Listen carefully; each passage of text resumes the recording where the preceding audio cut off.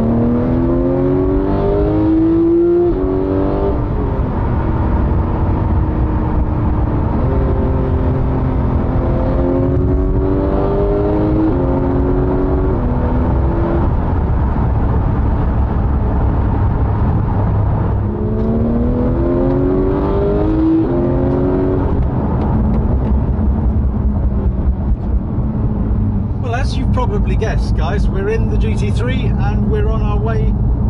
Had a couple of quick runs there, up to 8,000 revs on one of the occasions.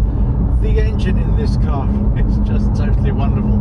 It never stops me smiling when I'm driving it quickly, and it's one of those cars that I sort of feel that price per pound it really pulls with the heavyweights. Now, I've told you before that this car cost around 135,000 on the road, but that did actually include almost £5,000 of Expel matte protection film. So as a consequence of that, sort of elevated the price slightly. So you're looking at a 130k car. That's pretty much everything on the car except for the ceramic brakes, which would have added another 7,000 or so. So, you know, from that perspective, it's just incredible. Now, one of the differences between this and the generation 1991 Porsche GT3 is, of course, that although they both rev to 9,000 revs, this one pulls all the way through.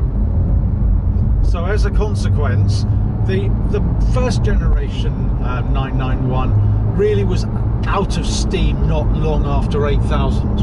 Whereas although the peak power in this is produced at 8,250, it's really pulling all the way up to 9. It's a phenomenal feeling. It's very difficult to get that across to you guys on camera.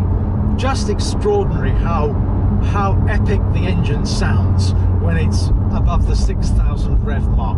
And you don't really need to take it to 9,000 revs to get that tingle in your spine. It's absolutely unbelievable.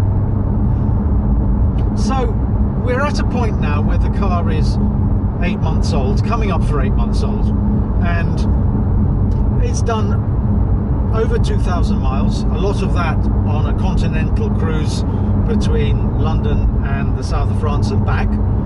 Didn't get it trucked back this time, we drove it back, and it's usable.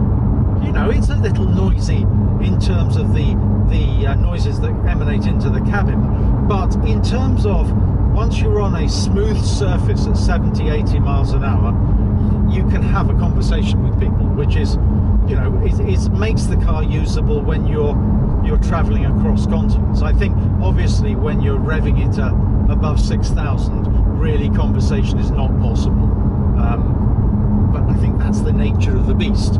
You know, we have a semi-racing car here on semi-slick tyres and very little soundproofing. So what you're getting into the cabin is the real raw experience from the engine. And of course the engine is not that far behind us as we sit in it now.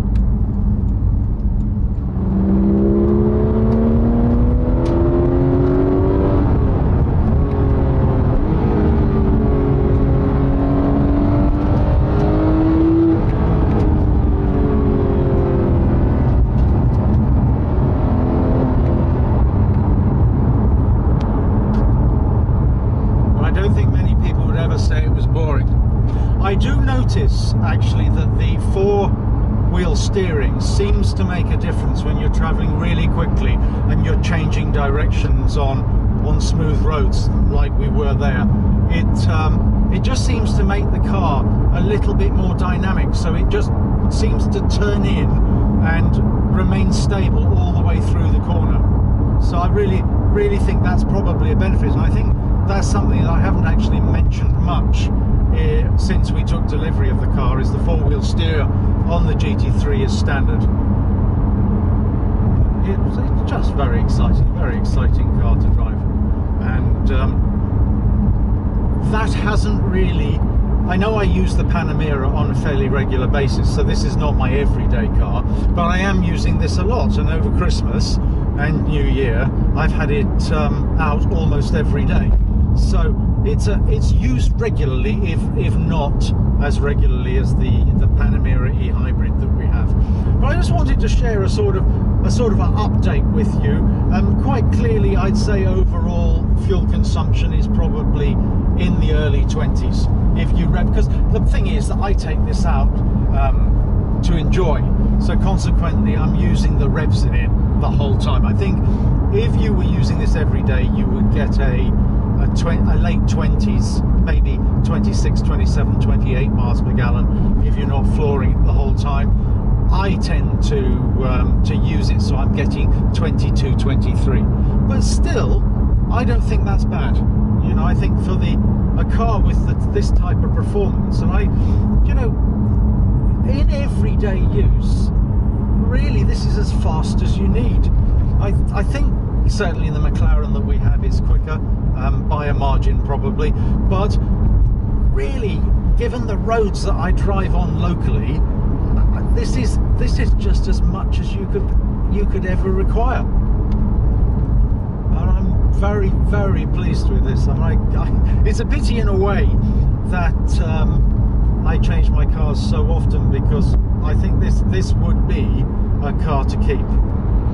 Now, we're introducing our new website in the next couple of weeks, and I hope you'll all go over there and have a look, because we're quite proud of it. And its primary function really is to provide a list and detailed write-up on all the cars that we've had on test, and really to provide an overall log, so you can look at performance figures, driving experience, top speed figures, power outputs. You can look at all these and you can compare them with other cars, which I think is, that's something that's going to be quite useful. But on top of that, we hope to get our finance division operational. Now we're now authorized by the FSA, and as a consequence we're able to sell finances, and we're in the process of trying to organize contacts with businesses within the finance community. And we're also very interested in moving into providing finance for autosport vehicles. So this is something that we want to work with you guys on, and try and build up a knowledge so that we can provide advice on the type of finance for people to take if they're buying a car. So we'll know what are the cheapest deals and who has what. Not really looking to make money out of this particular. I mean, it would be nice if it provided a little bit of income so that we can improve and develop our YouTube site. But in essence, our plan is to provide a knowledge base, and we'll try and have all that knowledge based on the web, so you can go look it up, or even call us. The plan is to have somebody that works full-time for this in the not too distant future, who will be responsible for providing any advice that you may want. Whether you take out a car lease from us or not is really immaterial to me. All right, guys, well, I think that's a good start to the new year. A happy new year to you all, and stay with us and subscribe. Thanks very much. Catch you later. Ian from SS8000 Cars.